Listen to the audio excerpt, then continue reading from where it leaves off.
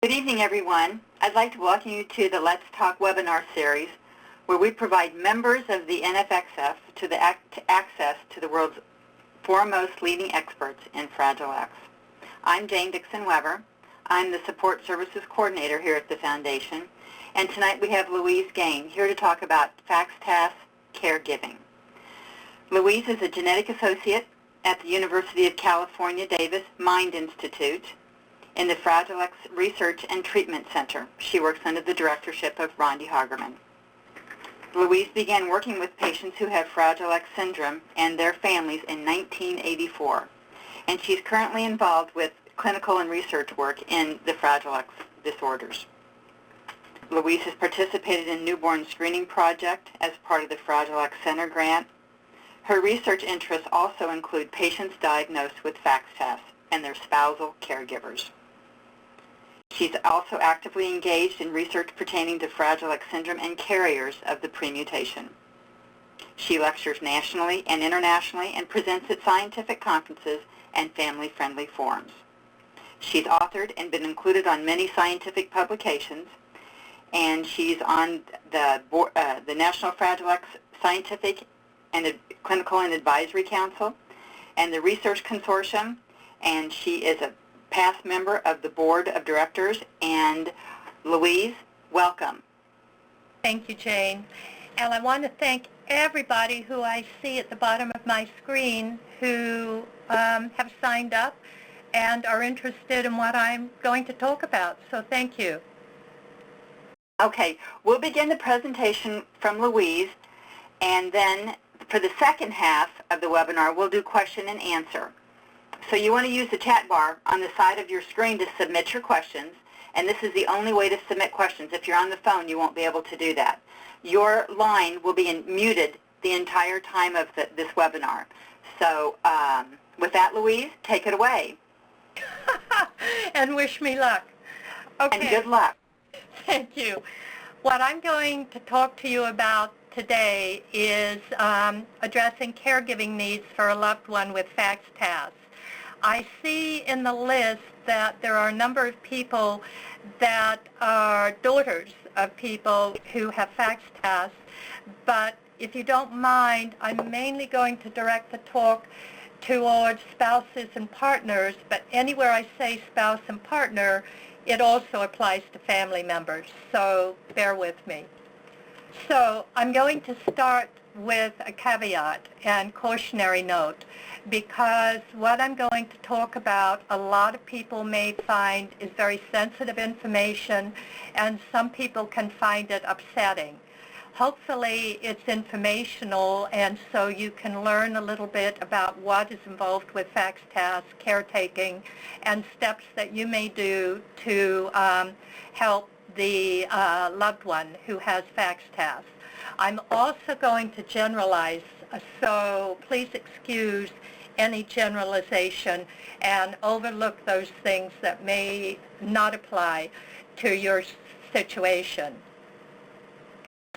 So in background, it's well documented that most caregivers are women, and that caregivers of those with neuropsychiatric symptoms, which includes FXTAS, are at risk to have increased depression, increased burden in life and what's required of them, and increased requirements for caregiving time.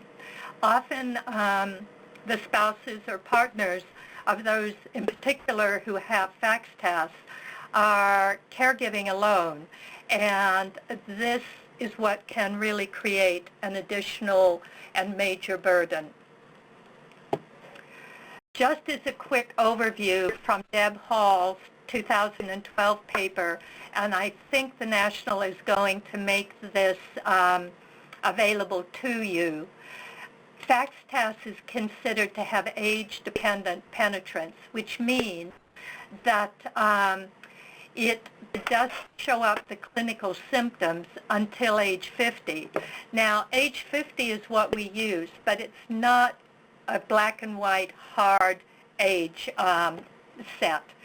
But approximately 30% of male carriers will develop FXTAS after age 50, and 75% of those over age 75 will develop FXTAS.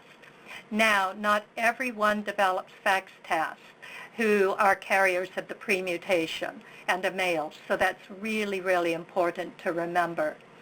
60% of those who have FXTAS have the MCP sign on MRI.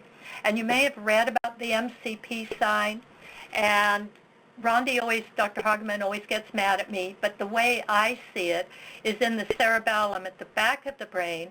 When you're looking at the MRI, there are two areas on each side of the brain that light up, and they are much lighter than the surrounding tissue.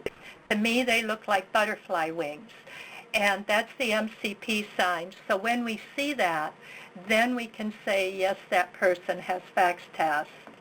The clinical features that go along with FXTAS are the tremor that you will have heard about. And that tremor is usually an intentional tremor. So what that means is that when a person's hand is at rest, you may not see a tremor at all.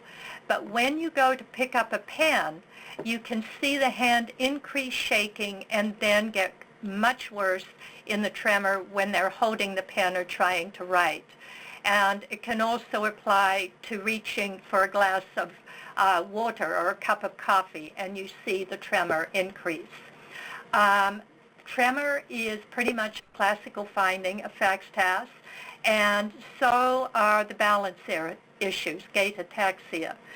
And the gait ataxia is often first seen by a little bit of weaving when someone is walking, and then they may have to start reaching out to the side, the walls, etc., just to gain a bit of balance. And then later on, there will be real problems with balance and falling, which I'll talk about later. There is progressive cognitive decline seen with FXTAS and neuropsychological symptoms, which I'm going to talk about later. Peripheral neuropathy is seen in about 60% of the patients, and that often presents as numbness and tingling in the lower legs, the feet, the toes, and decreased sensation. So if you hold that vibrating fork to a person's lower limb, leg, foot, they will not feel that vibration. About 80% have impotence, and this is often the first hallmark of FXTAS. 30 to 55% can develop bladder and or bowel incontinence, and we often see erectile dysfunction, weakness of the lower legs, hearing loss, and trouble swallowing. FXTAS is divided into 6 stages. So 0, of course, is no FXTAS, normal functioning. 1 is subtle or questionable signs. We won't say that one has FXTAS at stage 1, but we begin to question, is there something going on? 2 is more probable. You're seeing the tremor, you're seeing some mild balance problem, and maybe some interference because of the tremor with daily living skills. 3 is moderate balance, greater tremor problems, occasional falls, and real interference with daily living skills. They will need help at stage 3. I'll come back to the falling because that's a major issue for us. 4 is stage severe tremor and balance problems, requires assistance for daily living. 5 is on to a wheelchair on a daily basis. And stage 6 is being bedridden and not being able to perform any of the daily living skills. Let me just say how fast the progression is cannot be predicted. In some people it's very rapid. In others it's very slow, may occur over 20 years. So we cannot say how fast anyone's progression is going to be. We do know that the higher repeat number, the increased risk to have FXTAS. Marilyn wrote, my husband's condition started with shaking hands, making it difficult to write, then deteriorating, not being able to write, and almost impossible to hold a glass without spilling the contents. Then his gait was unsteady. He started using a cane, then a walker, and eventually a wheelchair. For a long time, we were uncertain of the diagnosis or what to expect. And then our grandson was diagnosed with Fragile X, and we met the staff at the Mind Institute. And Richard is at the bottom on the far, I believe it's hopefully your left side. His daughter is next to him, and his son and daughter, both of who have Fragile X syndrome, are present. What I hear and what is heartbreaking, I think, for many to say and for me to hear is he's not the man I married. And for those of you who are daughters of someone who has FXTAS, what I would hear is he's not the father I knew. And as I say, this is heartbreaking, but it really is true. So when one is caregiving, there are emotional stages that one goes through. Now, not everyone is going to go through all these things I've listed, or some may, and they may occur in different order. But often it begins with the suspicion that something is wrong, something just isn't quite right. But we tend to put it down to aging or stress and can deny it. And then one can have, as FXTAS progresses, feelings of being overwhelmed and despair and anger and grief. And you get to ask, it's why me and why him? And you get to say it's not fair, because as far as I'm concerned, it's not fair. And you have a right to say this, and it expresses for me everything. What happens with time and progression, and hopefully with knowledge and information, understanding does develop. And one learns day-to-day coping skills and adapt to the various issues that people are facing regarding FXTAS. Eventually, acceptance occurs. Now, I'm not saying acceptance totally, because you can't totally accept it. But there is a level of acceptance that can occur. And then, of course, engagement, being involved with daily care and demands. As Terry wrote, I have found some comfort in our simple daily routine at the end of the day, reading prayers to Vince when he is in bed. Marilyn wrote, again, she's a source of wisdom and philosophy. Don't let a sense of desperation overtake you. You can have a good and happy life despite FXTAS. Care for your loved one, but don't forget to take care of yourself as well. And I'm going to talk to you more about that. Look for and cultivate something good in each day.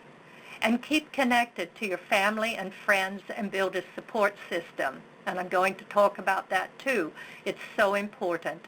And for Marilyn, remember to keep your sense of humor. And she certainly was able to do this. When I did a study on caregiving needs, I ran a research project where caregivers could say what was important to them and the things that they needed.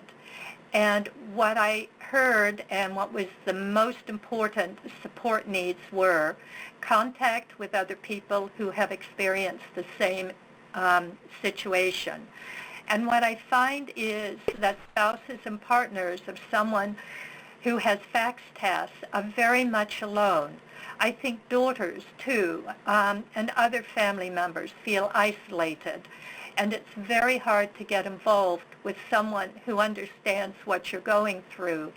The Yahoo group mentioned below is one resource that some families use. Also, what was rated as really supportive were strong spiritual beliefs and involvement with an organized religion.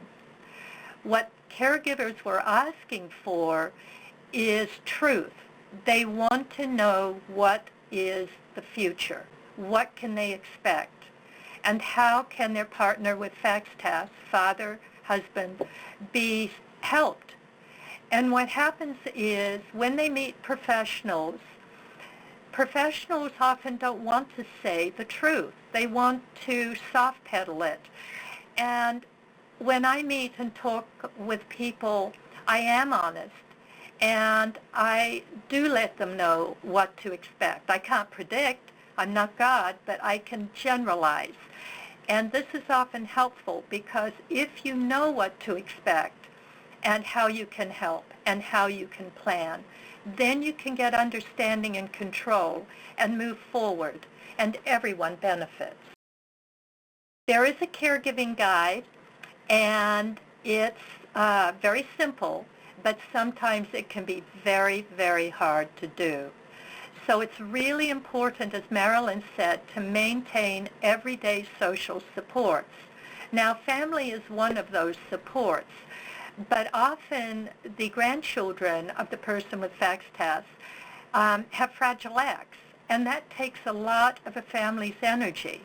And so many times it's better to reach out to friends, or if you have a church or memberships, even just playing cards once a month and doing something informally can be very, very helpful. And what those social supports do is prepare you for when your loved one with FXTAS passes on. You then are not left alone to build support. You have kept them in place. And this is incredibly important for good physical and mental health as you go through this journey. It's important to have at least one confidant to share your feelings with. Now, I'm of the generation of many people who have FXTAS and are spouses, partners of those who have FXTAS. And for many of us, it can be difficult to share with friends. We've been brought up, pull up your bootstraps, get on with life. And that really isn't the way life goes. And we do need people to talk with. And friends like to be there. If friends can listen, which they can, they're giving back, and that makes them feel good. So although you need them and you may be asking them of something, you're helping them to feel good about themselves. And one day you will reach out and be of help to them. So it's a win-win for everybody. If there isn't anyone that someone can talk to or you can talk to, then it is important to get a therapist in place. And that's because if you have a therapist or a friend and you can just let those feelings flow, as we say, dump on that person what you're feeling, it's helpful. It cleanses you.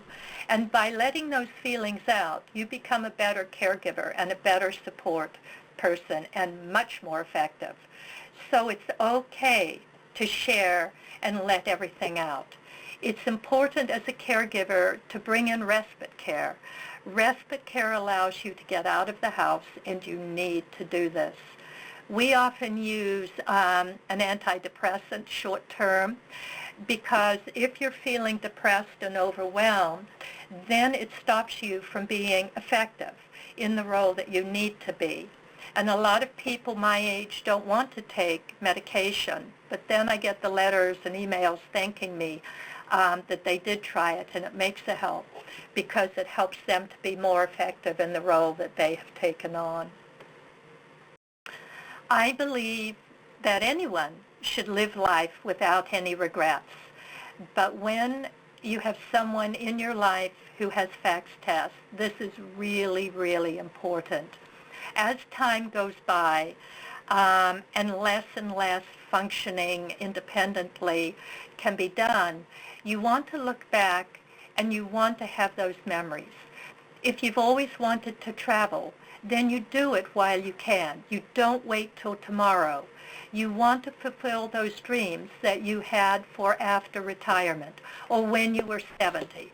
You want to do them today. And it's really important for you to take time just to be together, to link back to who you were when you first met each other and the interests that have developed over the years. And this also applies to children of men who have FXTAS.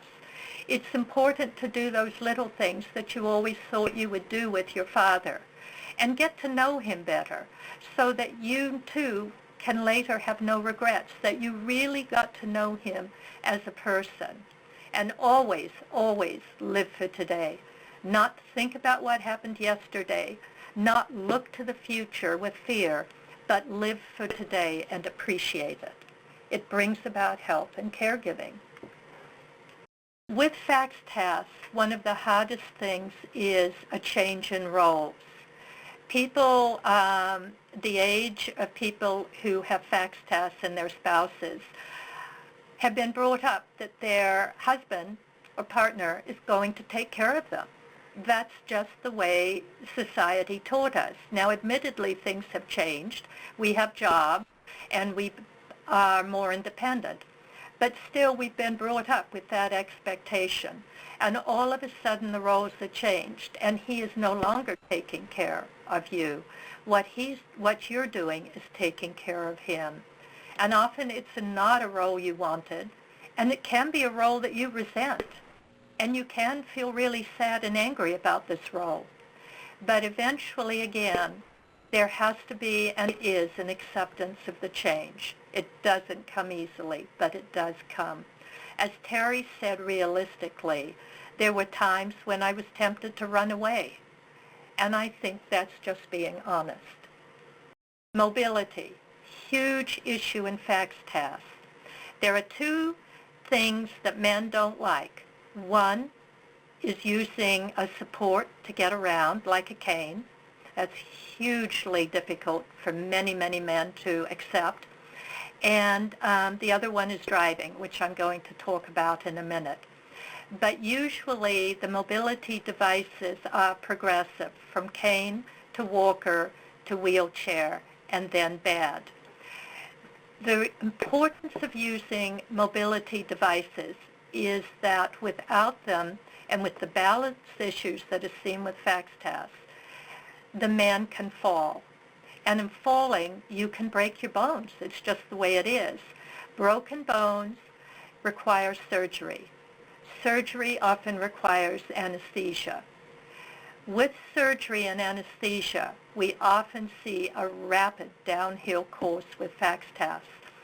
So we want the supportive devices in place to maintain physical health and to maintain independence as long as possible.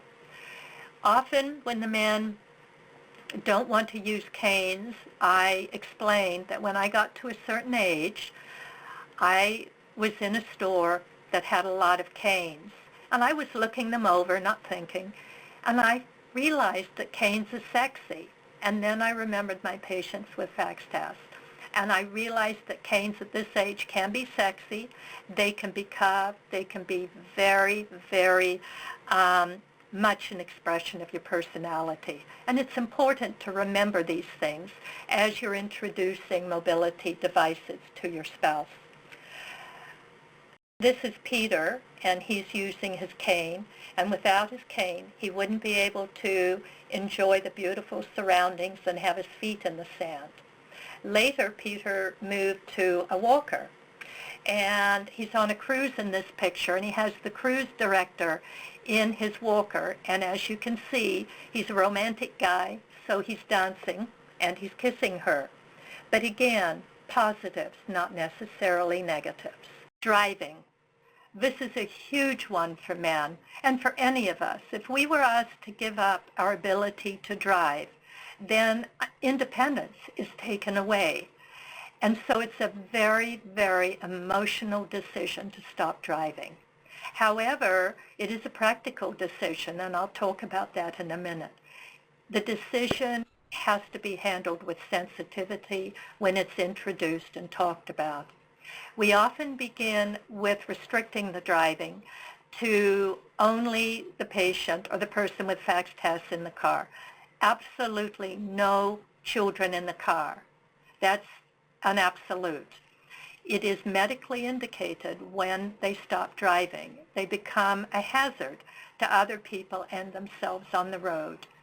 And it's important when someone is told they can no longer drive that the family help reinforce this step in the progression of FXTAS. Now, Corinne is in the back of this photo, and she has given us permission to tell the following story because it illustrates the importance of the need, when it occurs, to stop driving.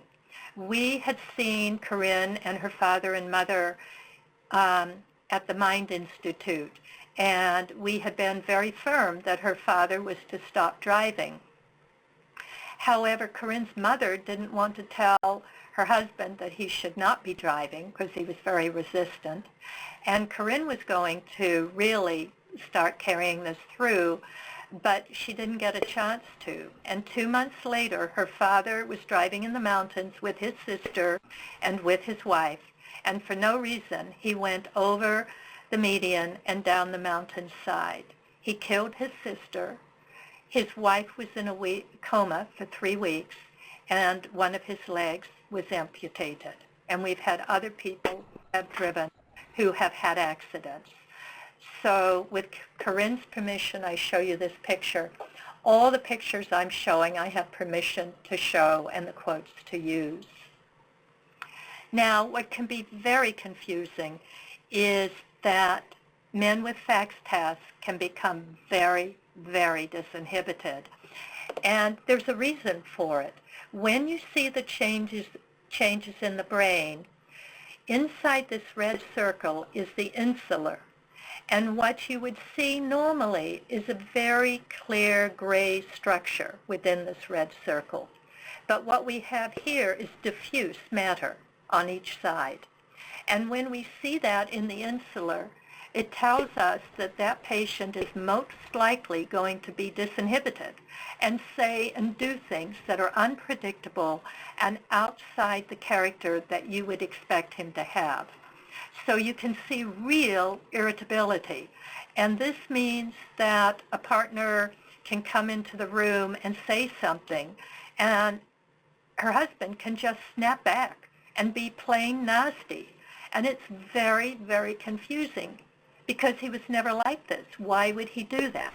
And we tend to take it personally, but it isn't meant personally. It's because of the lack of control driven by the insular abnormality. So it's really important that when this occurs, when your family member, daughter, wife, whoever, to leave the room. Do not engage. Just don't. Just leave the room.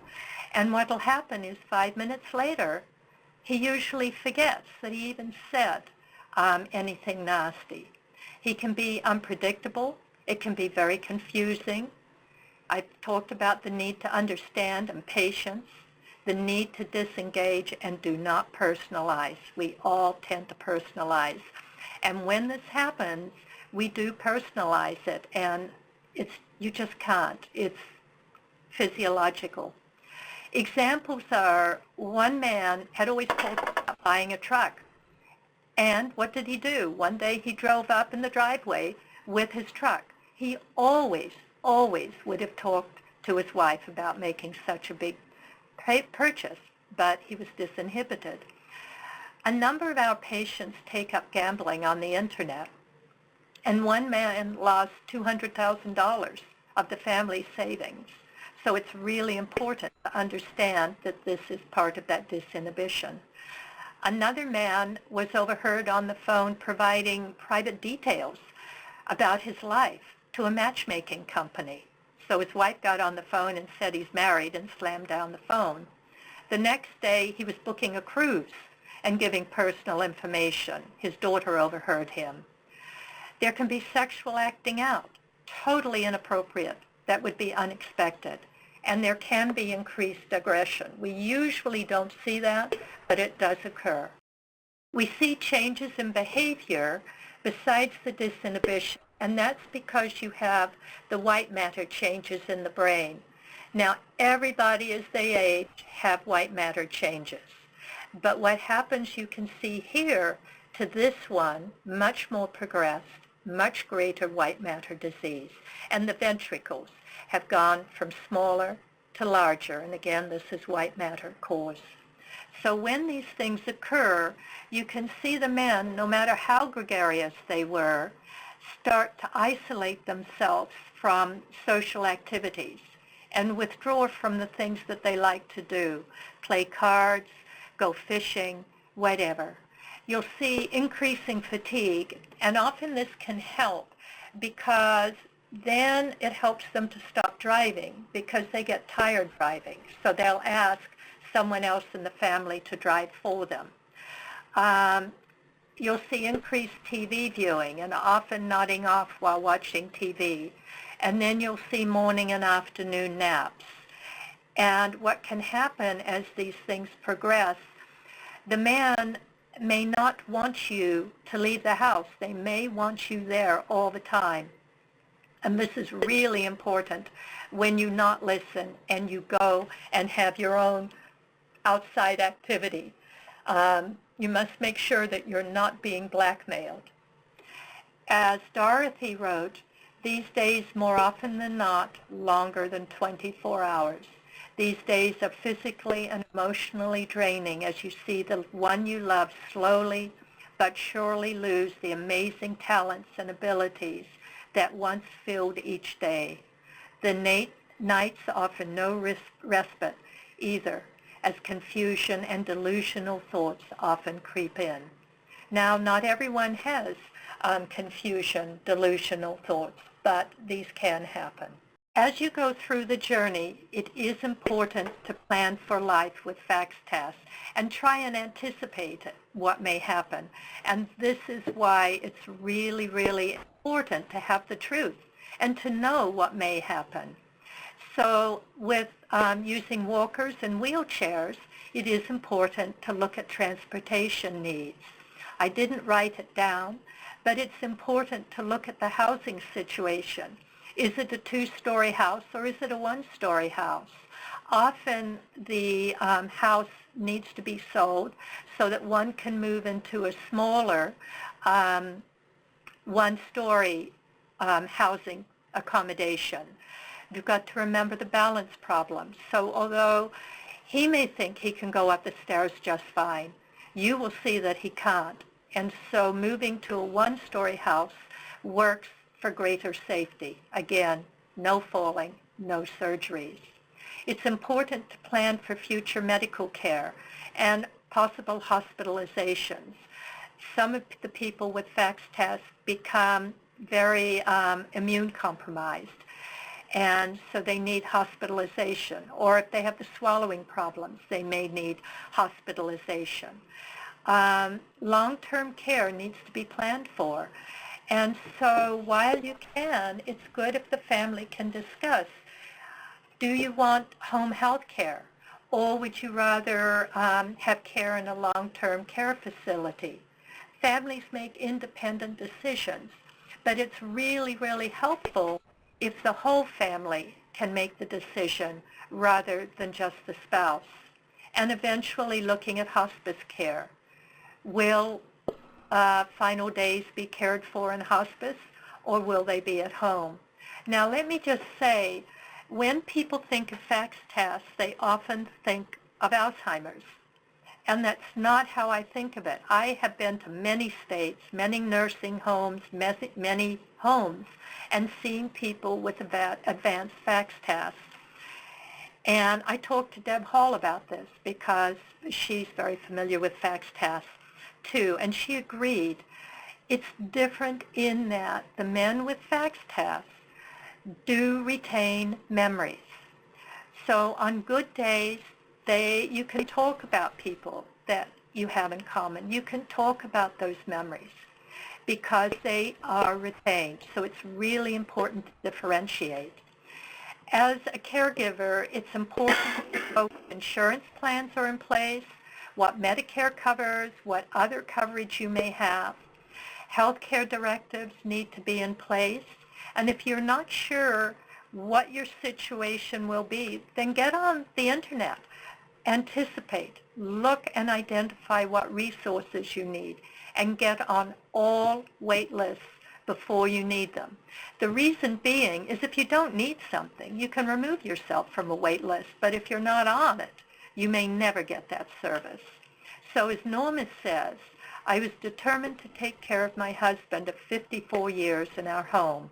As the years passed, my mantra to all the doctors, services, facilities, and well-meaning people was, I don't need advice. I need help.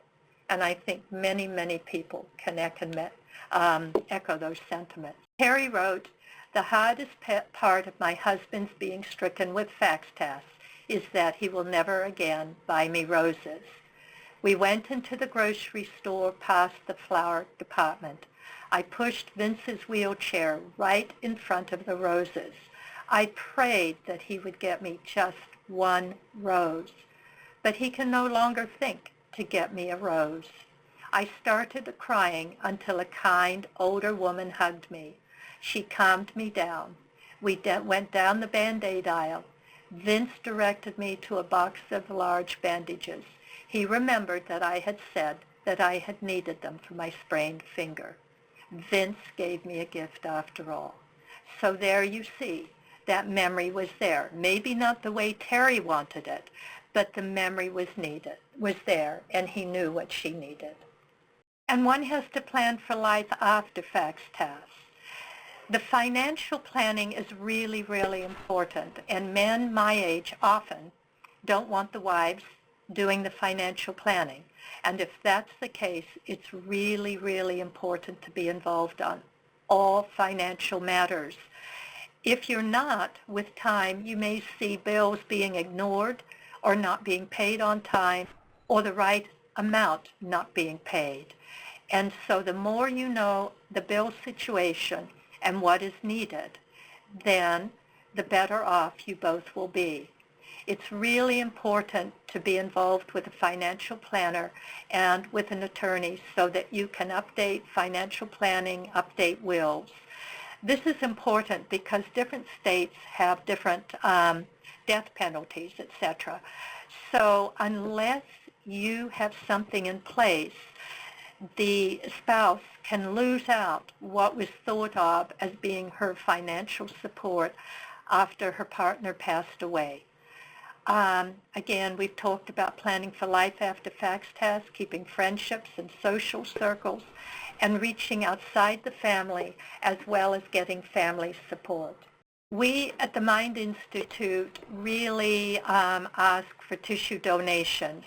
The man at the bottom here, we never saw in clinic. We knew his children and grandchildren. And when he passed away, his family offered to send us his brain. And it was from his brain tissue that we were able to find the inclusions in the nerve cells that document and verify FXTAS. And so it was thanks to his gift that we first were able to publish and to let everyone know about FXTAS. So if you are interested in making a tissue donation, you contact Lisa McCool, Rondi, or myself. There's a consent to sign. Either your partner, or if you have legal guardianship, or a daughter, has to sign the consent. And then you'll be told in the consent, you'll have a copy of it, who to contact. And then when you're ready, arrangements can be made, the procedures are explained, and shipping can be arranged. Usually this is covered by our end, but at the present time, you may have heard we're all having trouble obtaining grants, and we're sort of in a dire position. So right now, families, we're asking to cover the cost. I think it's around $1,000. But hopefully we'll get a grant, and then it'll be at no charge. But again, we learn so much. So I want to end with what Dorothy and John wrote together. We truly meant it when we looked into the future 49 years ago and said, for better, for worse, in sickness and in health, till death do us part. And I think many of you listening to me can understand this, relate to it, and feel the same way. So in closing, I want to say thank you to each and every one of you. I know some of you had trouble tuning in. I can see that on the side, but I know it's going to be on YouTube if you are interested on following up. And I just wanted to say thank you to each and every one of you today, and to all the families and the family members that I know so well, because you teach me every day that if we look, we will see, we will find the treasures that are in each of us. And that's your legacy to me. Thank you. Louise, thank you. That was a wonderful presentation, and it covered lots of areas that are so critical in FXTAS. We've got some questions are coming in, and we thought we'd take a few questions. Do you have some of the statistics on women who have FXTAS? Like some number? Yeah. The publications are varying, but from about 8 to 16% of the women may develop FXTAS. The figures really aren't firmed up yet, and most of the people who fall in this 18 to 16% group do not develop FXTAS as the men do. They may have tremor, they may have balance problems, they often have immune problems like thyroid problems is certainly increased, fibromyalgia, and there are a number of papers that we have published on women with FXTAS, but it's usually not the progression that the men have. Remember, women have another X, and that other X is very protective. Great. Another question I had come in is, I know you said a couple of times that we're, to try to avoid, especially anesthesia, as much as possible. If surgery comes up, if surgery is needed for another issue and you can't avoid it, is there anything that that can be done, to lessen the impacts, or some other supplements you can take? What we do is we recommend ideally sedation. If you can't do sedation, then the lightest possible anesthesia that you can use, and to stay away from isofluranes. They seem to be, in the literature, the ones that are really impactful. We do recommend a vitamin regimen, which I should have included. It's vitamin B12, 1,000 milligrams a day, or I think it's micrograms. Folate, 1 milligram, vitamin D, omega-3s, and there's one other, and it's advertised on TV, but I can't think of what it is. Let me just say, Terry wrote in, and she wanted to mention, because I was bad and didn't, the Well Spouse group, and that's www.wellspouse.org, and Terry is very involved in that organization. So that's the third one that I did not mention, in addition to the Yahoo group and, of course, the national. Yeah, I wanted to also mention that there is a Facebook group that on the foundation, and that is specifically for FXTAS. And so if anyone's interested in that, if you go onto our Facebook page and request to join, I'll be glad to add you to the group. There's another question, Jane, that I want to address too, because I can see them coming up, if you don't mind. Someone brought up deep brain stimulation, and I didn't mention that. That works very well for many patients with tremor. Botox has been used, but we are seeing the greatest result with deep brain stimulation. Now, usually the tremor is quite progressed when we use the deep brain stimulator, but it does require surgery, but nothing that can't be done under sedation. So that is something, if you have a family member with major tremor, to investigate. Okay. Here's another question that came in is, so, if I think my dad has FXTAS, how do I find a doctor? Okay, here's the deal. The same is true if you have a child with Fragile X. You don't look for someone who knows about FXTAS or Fragile X, okay? You can, and if you find someone, that's great. And I think the National is keeping a list of recommended doctors. But in many small communities, there isn't anyone.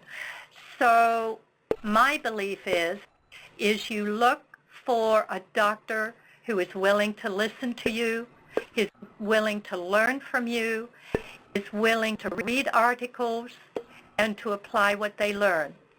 So if you're in a community where no one can really know about FXTAS or Fragile X, find the doctor who will listen to you. Okay? Okay. Here's kind of a more specific question. I mean, how can I find some local respite in my area?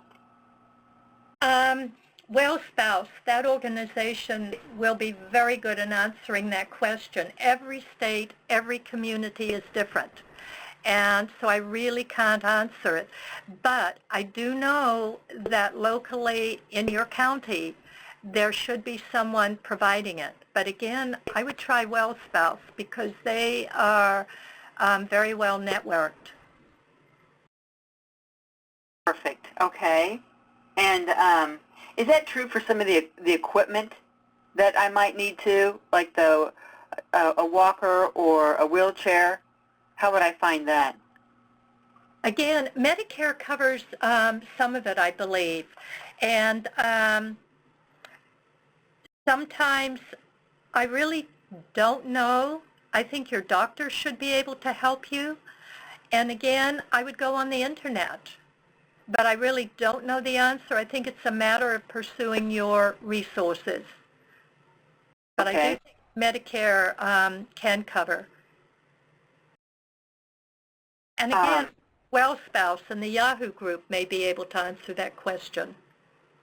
Okay, great. Can you tell me if a man or let's say a grandfather has FXTAS, does that increase the chances that the daughter or the grandson, or does that increase the chances that other family members will also get FXTAS?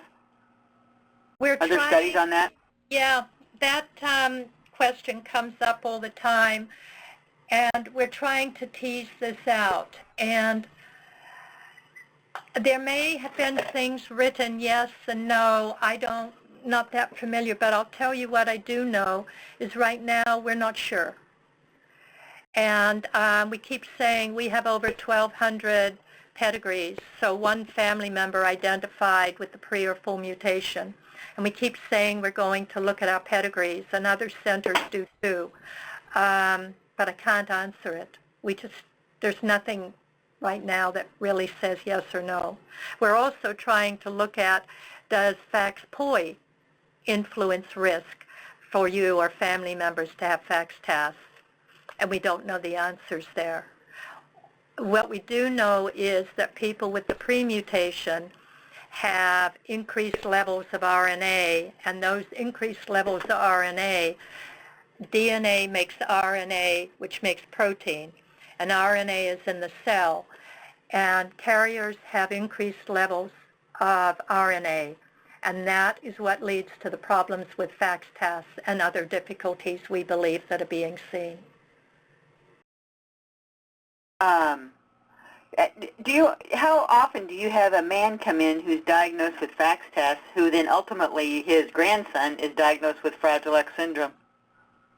That's More and more. We didn't used to see that, but I get calls from out of the blue now, and someone self-diagnoses or suspects FXTAS, and then the grandchild is diagnosed with Fragile X. Yeah. Can you tell us a little bit more with an MRI? What do they, I mean, and you showed a couple of graphs. What do they look at on those MRIs? Can you give me just a little more information? Is it, I know that one you showed the increase in white matter. Is that the main thing they look at? We look now, we're looking everywhere in the brain, and when we look at the brain, we look at different sections of the brain and what we call different cuts on MRI. So you look at the cerebellum, the back of the brain, to see if that MCP or lit up sign is there. You look at the insular sign, you look at the size of the ventricles, and you look around the edges of the brain to see how much of the white matter has disappeared. So it's the whole gestalt of the brain. You look at structures of the brain. Got you. Very complicated. I'm looking to see if we have any more questions coming in. You know, because we've got a couple more minutes, while we're waiting, what I'd like to make sure everyone on the call knows or is aware of is that we do have a website, FXTAS.org, and we are in the process over the next couple of months of moving that information onto the NFXF website. But the FXTAS.org does have information on there about testing and diagnosis, and it's information you can take to your doctor, and other articles you can read about. I mentioned the FXTAS group on Facebook, and we will be sending the webinar slides and literature by email to everyone who signed up. To everyone who signed up. Can I just interrupt a minute, because I want to make sure that these questions get answered and I can see them coming across. Terry also writes that every jurisdiction has an area agency on aging, which is helpful. So that goes back to the earlier question. And another one asks, doctors looking at an MRI might not know about FXTAS. So should they look for the MCP sign? Yes, but they're going to see the white matter loss. It's very, very clear. So once that white matter loss is documented, then it's a matter of having them rule out FXTAS along with other conditions. So would they have to send that to a FXTAS doctor, or would they give you a call? The MRI is read by a neurologist. So they'll pick up the MCP sign if it's there. Remember, about 60% of people have that. And that will be picked up. And hopefully the neurologist knows that's diagnostic, because it's different enough that they should look it up and find out what it means if they don't know. Okay. Do you see the question about can white matter appear as blood clots, or appear as clots at the end of the blood vessel? Yeah. What we can see on the brain is, and we see it with everybody who ages, little dots in the brain where it's infarcts, where there's been some bleeding, etc. That's pretty normal. But the white matter itself appears, as I've shown it, literally as, I'm just trying to go back, as white matter, whereas, anything with bleeding, etc., would just usually be just little dot. It's very different than what you're seeing here. Okay? This is much more unusual. You know, when you talked about the inhibition with men, how about the, what are some suggestions that you have for that? We use medication. We medicate for depression. We medicate for the pain, for numbness, tingling, discomfort in the feet. We use, and I'm not a doctor, I'm just reporting what Rondi uses and others. Memantine has been helpful to stabilize, but the disinhibition is, I don't know of anything that treats the disinhibition per se. Okay. I've got another one. Can I, I know the person. Can I talk about the men who misbehave and what I can suggest? It's a matter of keeping an eye on the spouse with FXTAS, and they really have to be watched when they're being disinhibited in action, or if what they're saying is disinhibited. And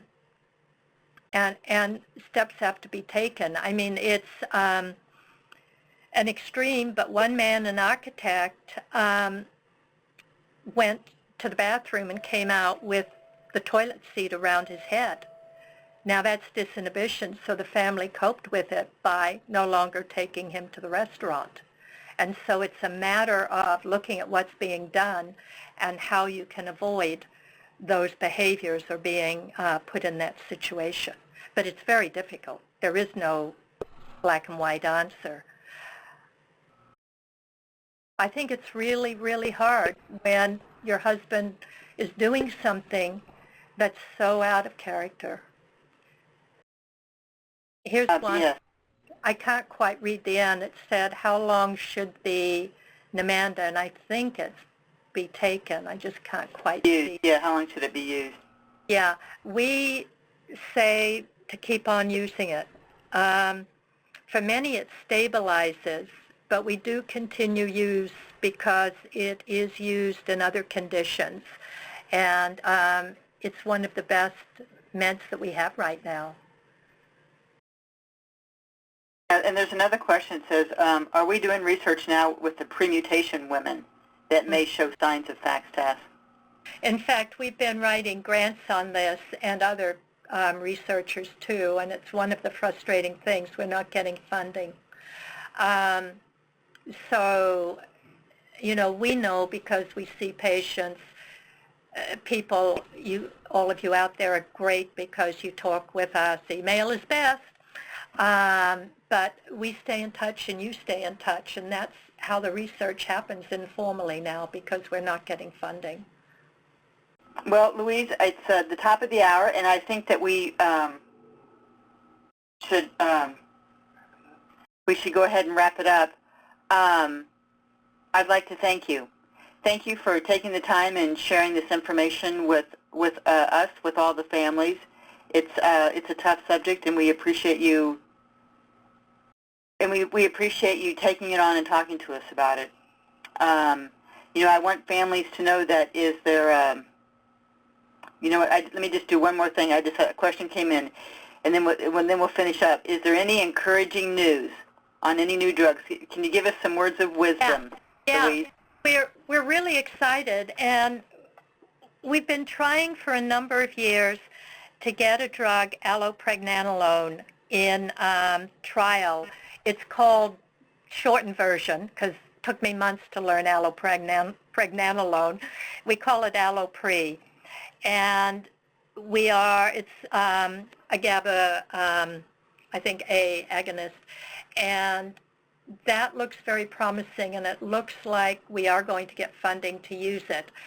And we've always felt that this medication has the potential to be really helpful. It's not something you can get over the counter, so therefore we have to wait for this trial. But yes, I think there is, and I think you have to stay positive. We learn from each of you, and we do have to stay positive, and we want the answer, and we will get the answer. It's just hopefully in time for the people that are important to you. Just before you close, Jane, I just want to say how important the subject is for me. For many of you out there, your loved one who has FXTAS is important to me too. And so, yeah, it's with caring that I do this. Thank you, Louise. Thank you so much. Well, we're going to wrap it up here. I'd like to thank you all for tuning in and listening to us this evening, and we will send this information out by email to everyone who was registered, and we will, this session was recorded and will be made public. I want to say that this webinar was made possible by Warren Global Conferencing, and thank you again, Louise. Thank you. And good night, everyone. We'll see you another time. And if you have any questions, you've got my email there. And if I can't help you, then I know where to find Louise. Thank you. Take care. All right. Bye. Take care. Bye-bye.